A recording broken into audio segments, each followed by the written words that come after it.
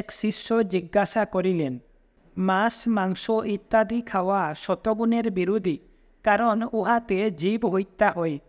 বহু পূর্বে ঋষিরা যে সত্য আবিষ্কার করিয়া গিয়াছিলেন, বর্তমানে স্যার জগদীশ তাহারই প্রতিধ্বনি করিয়া বলিতেছেন যে উদ্ভিদেরও প্রাণ আছে।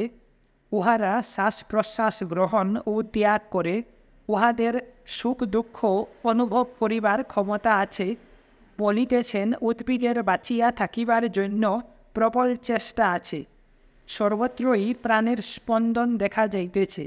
তখন মানুষ অন্যকে কষ্ট না দিয়া কি আহার করিতে পারে? শ্রী শ্রী ঠাকুর বলিলেন, সর্বত্রই প্রাণ।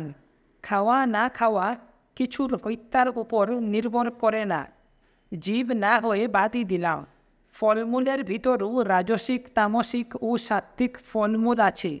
মাংস ও মাছের ভিতরও তদ্রূপ গুণ ত্রয়ের নৈনাধিক্য বর্তমান। খাওয়া না খাওয়া নিজের আধ্যাত্মিক উন্নতি অবনতির দিকে লক্ষ্য রাখিয়া করিতে হইবে। জীব হত্যা বা প্রাণী হত্যার উপর লক্ষ্য রাখিয়া আহারের চেষ্টা করিলে কিছুই খাইতে পারা যাইবে না।